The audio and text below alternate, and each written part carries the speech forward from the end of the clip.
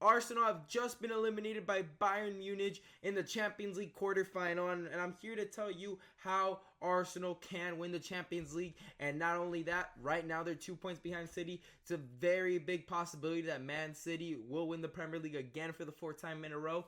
But I will show you right now the transfers that Arsenal will need to do with the 200 million budget that they will be given next season in order to be the best team in the world, which would be better than City, Real Madrid, buying Mbappe as well, Bayern Munich next year, Liverpool, who can load up, all these teams. But these 3 transfers are what Arsenal need to become the best team. Now, this is the lineup right here that I have. Obviously, you see 2 holes because in the starting 11 and 1 on the bench, because this is basically how they will line up next year. David Raya is going to be in goal next season. He's going to be bought from Brentford for 27 million with the mandatory option to buy. Timber will be coming back fully healthy. He's going to feel like a new signing. Finally, a left back that knows how to defend, unlike Zinchenko. And then we also have Tomiyasu. These 2 guys can play right back and left back, so that's beautiful there. And then we have Jacob Kiwior, who can play left center back and left back, so that's plenty of depth in defense. No need for any transfers there. I know people are saying you need a left back.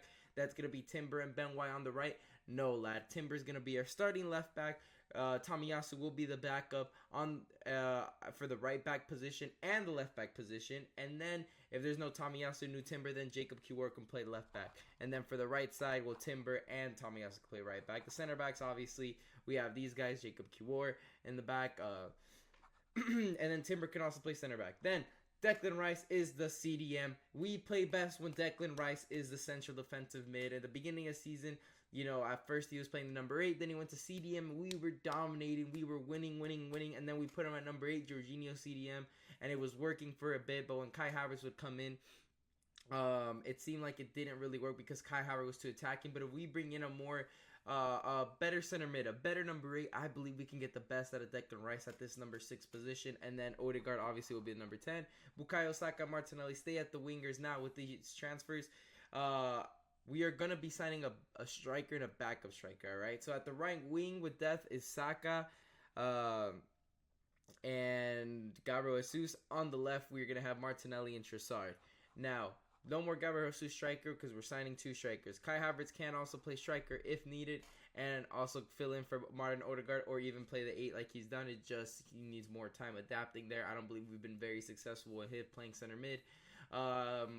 But unless we're losing, I don't really see him coming in that much. But the starting striker will be Luke de Jong. Yes, you might be saying, Luke de Jong out of all players? Well, I'm just playing. This guy is actually the backup striker. But the problem with Arsenal is they don't have a plan B. As you can see, Arsenal's losing 1-0, 20 minutes to go, and they're trying to whip in the ball to the into the box. And who do we have that can header the ball? Well, we have Kai Havertz and Martinelli, not Martinelli. We have Trossard, Saka, and Kai Havertz, Gabriel Jesus, right?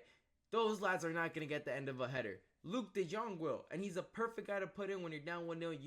You're whipping the ball into the box. You know, this lad can be a game changer when you're losing. For Netherlands, that's how the way they played him. He'd come in, and he was just to be a monster in the box. You know, you're going up against Eric Dyer, De Ligt, Kim Min-jae, and Upamecano in the air with very small guys. But if you put Luke de Jong in there, he can be the difference, and he could get his head on one of these balls that are in the air. And I believe that's the plan B, something that we lacked. Arsenal can be predictable at times, and when the team has figured them out, like Bayern Munich had, and that's why we were held to 0 goals that game, was because they learned their lessons from the first game, and the second leg they came in, they knew how to defend us. We had no other plan, and this time you, instead of bringing in Eddie Nketiah for 5 minutes, maybe for 10-15 minutes, we bring in Luke de Jong, who, you know, he's played for Barcelona, so he can play with his feet. You know, it's not going to completely, we're not going to have Haaland League 2 football quality with his feet. He's better technically on the ball than Erling Haaland, you know? So I believe Luke de Jong can be a game changer off the bench, and I'm tired of buying these scrawny Fabio Vieira lads who come in and just get beat up, injured, and boom, we never see him again. We need to bring in a strong guy. I understand he's 33, 2-year contract, give it to him, raise his wages. He'll definitely come for a backup striker role. But this guy's going to come in big, strong, good finisher to come in whenever our striker is not finishing and we need a different plan. Luke de Jong will be the perfect backup striker. No more Eddie Nketiah, no more Kai Havertz, no more Gabriel Jesus, no more inefficient strikers. We are going to be having Luke de Jong, who has 26 goals in 30 games right here. Let me just show you. Some similar stats to Gyoko Teres, the Swedish striker from Sporting Lisboa, who's getting a lot of traction, and he plays in a similar quality league as the Netherlands league in my opinion. Not one of the big leagues, but a little bit smaller league, but still has a lot of quality, and he's putting up the same numbers, if not better than him. I understand the last 25 and this one's 33, but he's gonna be around 10 million, and we could get him for a backup striker role that comes in, a good finisher. This is brilliant plan B. For plan A, though, we have Alexander Isak, the reincarnation of Henry, but Swedish, plays it very similarly, and Newcastle are gonna be out to sell one of their big name players for financial fair play constraints, so they could come in and buy many players. They're not really going to be qualifying for Champions League, so that's going to be less money available unless they sell a big name, and I believe they will sell Isak before they sell Bruno Guimaraes. So Isak, we could get him for around 80 million, let's just say 10 million more than the value he has here. So let's say we get 80 million there, 90 million for Luke de Jong, and this is without selling anybody yet, but I do believe we're going to have people like Thomas Partey, Fabio Vieira, possibly Emil Smith-Rowe, definitely Aaron Ramsdale, Cedric and Elneny get out, and Eddie Nketiah as well. All of those lads will be possibly leaving, Reece Nelson as well. So right here, Isak, he ends up being bought. He's the starting striker. Luke de Jong is the backup striker. Finally, a plan B and a number 9 that's big and physical and can also play on his feet, hold the ball. And then we have Isak, who's a phenomenal player, can go over the top, can take you one-on-one. We saw what he did to Tottenham last game. He's a phenomenal striker, and he will fit right in. The only problem is his groin injury. We can keep it healthy. He is a game changer for Arsenal. Now, the number 8 position will be Douglas Luiz. It was between Douglas Luiz and Supamendi from Real Sociedad, but Supamendi's been playing purely CDM, and I believe we need a number 8, and Declan Rice comes in as the number 6.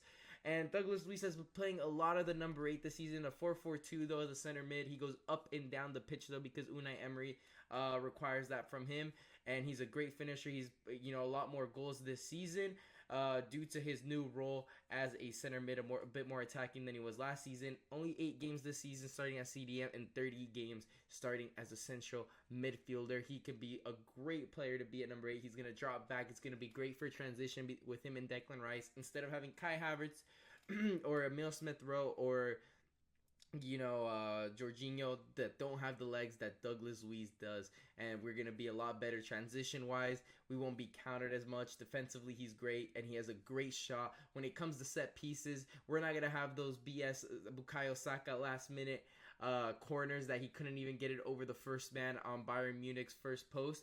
Now we're going to have a guy who really can hit the ball. And now, Bukayo Saka as well, he plays it quick to Ben White because we didn't really have that guy that has a scary hit when it comes to set pieces, free kicks around the area.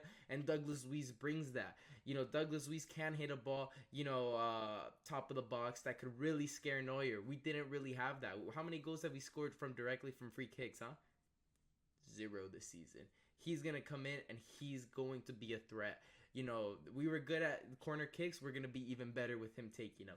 This is the level that's going to take us to be more of a threat going forward. And imagine having Alexander Isak and Luke de Jong down 1-0 instead of Gabriel Jesus and Kai Havertz trying to get to the end of it. We are going to be dangerous if we get 3 signings in and we put them in here, We have Luke de Jong on the bench, Isak, Douglas Luiz. This team can honestly compete with anybody in the world. And if you added Isak this season, instead of extending when Eddie Nketiah was running out of contract, possibly going to Crystal Palace with Patrick Vieira there, right?